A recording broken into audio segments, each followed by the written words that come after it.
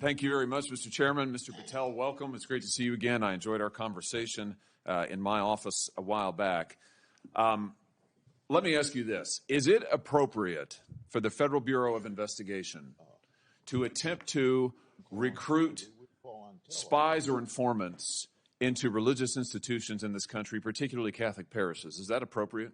I don't believe so, Senator. Mr. Patel, are you familiar with the recent actions of the FBI in this regard, including this memo that I have right here, making a list of Catholic churches and parishes that they regard as potentially suspect and directing the potential recruitment of informants and other spies, let's be honest, into those parishes? I'm familiar with that memo, Senator. Mr. Patel, would you commit to me that you will, if you are confirmed, that you will finally and officially withdraw this memo and make it clear that this is not only unacceptable, but that it is an absolute violation of the First Amendment that every American enjoys under the Constitution of the United States? If I'm confirmed, Senator, yes. Will you also commit to me that you will conduct an investigation and find out who wrote this memo, who spread this memo, the field offices involved in this memo? Because I can tell you, we've had your predecessor sit right where you're sitting, and he has repeatedly lied to, there's no other word for it, lied to this committee. He told us initially that it didn't happen, that the FBI didn't make any lists of churches. That's not true. We have it. A whistleblower brought forward the list for us. He said then that only one field office had worked on it. Turns out we know from another whistleblower, multiple field offices worked on it. He said that it was never posted on the internal system. It turns out it was. We believe it's still in effect. Will you find out who was involved in this gross abuse of Americans' First Amendment rights? And will you discipline them? And if you possibly can, will you fire them, Mr. Patel, consistent with department policy and law? Senator, you have my commitment to investigate any matters such as this one that are important to Congress. I will fully utilize, if confirmed, the investigative powers of the FBI to give you the information you require and also to hold those accountable who violated the sacred trust placed in them at the FBI. I'm glad to hear you say that, and I'm glad you use the word sacred trust, because that's exactly what it is. The FBI is the most powerful law enforcement body in this nation, arguably the most powerful law enforcement body, at least in a free nation in the world.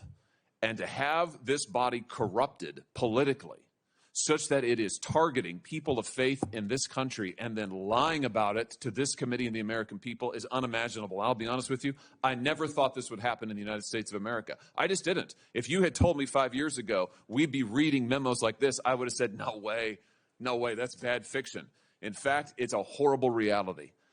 The department needs to be cleaned up, the agency does, and rights restored and protected. I'm glad to hear you say that. Let me ask you this. Do you think it is appropriate for the FBI to be sending agents, including counterterrorism agents, to the parents of children who went to school board meetings and asked about critical race theory in their schools, asked about the school's masking policy during COVID? Should those parents be treated as domestic terrorists? Parents who have the courage to ensure their children are taught what they feel is right, and those who have the courage of their convictions to go houses of worship, in my book, will never be domestic terrorists.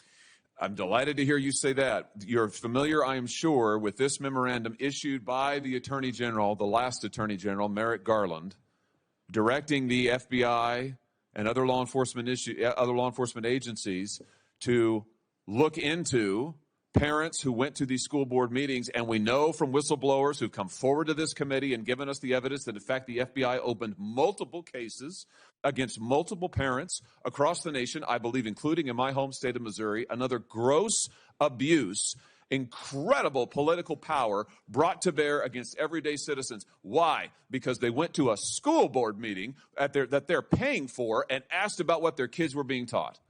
Once again, I can't imagine, I couldn't have ever thought this would happen in the United States of America. Will you find out who was involved in this policy within the FBI, who agreed with it, who implemented it, who encouraged it? Will you find out that, Mr. Patel? Will you do an internal investigation? And will you make clear that those who supported this policy are appropriately disciplined? And will you make clear that the FBI will never do something like this again? If confirmed and pursuant to your congressional request, absolutely, Senator. Thank you. Let me ask you this. Do you think it's appropriate for the FBI to target people of faith particularly those who hold pro-life convictions, do you think it's appropriate for the FBI to single out and target people of faith in order to discourage the exercise of their First Amendment rights? There can never be a targeting by law enforcement just based on their people's faiths. And yet, under this last administration, the FBI and DOJ together brought numerous prosecutions under the FACE Act for nonviolent protests. President Trump has recently pardoned some of these folks, but it also includes individuals like Mark Houck from Philadelphia region, from Pennsylvania, who had an FBI SWAT team arrive at his door in the early hours of the morning, armed, of course, terrorizing him and his children, took him into custody. They charged him with a FACE Act violation. Why? Because he took his young son to a peaceful demonstration outside an abortion clinic. When his young son was shoved to the ground, he defended him. Mark Houck was acquitted by a jury, acquitted. Nevertheless, the FBI used their full resources, including a SWAT team, to try and terrorize him. Meanwhile, how many churches that were firebombed or pregnancy care centers that were firebombed, how many of them were protected by the last administration? Just about zero. It is an unbelievable instance of targeting. Mr. Patel, will you end this targeting? If you get to the FBI, if you are confirmed, will you end it? And will you make clear to all agency personnel that there can be no targeting on the basis of religious belief, and this will never happen again in the United States of America, at least not under your watch? Senator, if confirmed, and it speaks to an issue we were talking about earlier, there will be no such targeting if I'm confirmed as FBI director. And the resources of the FBI, which are funded by the American taxpayer dollars, in the 7 minutes that you and I have been talking about, 2 people have died from fentanyl overdoses. 1 person has been shot to death in this country, and 3 people have been raped. The resources of the FBI will go to that mission set and that mission set alone, because America deserves a better brand of justice, and I'm going to give it to them. Fantastic. Here's my last question for you. Do you think it's appropriate for the FBI to try and pressure the largest technology corporations in the world, the most powerful corporations in the world, social media companies? Do you think it's appropriate for the FBI to pressure them to censor the political speech of everyday American citizens to try and violate the First Amendment? Is that appropriate, do you think, Mr. Patel? No, Senator. Will you put an end to this, Mr. Patel, if you are confirmed at the FBI?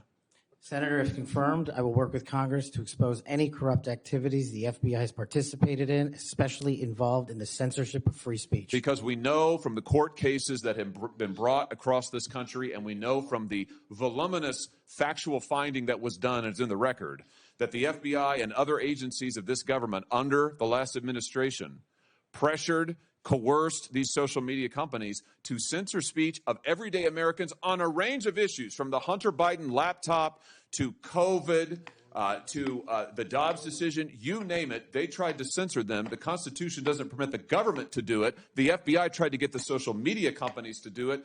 Will you end this practice, Mr. Patel, once and for all? Senator, I will always follow the law. Thank you. Thank you. Thank you, Mr. Chairman. Senator Blumenthal is next.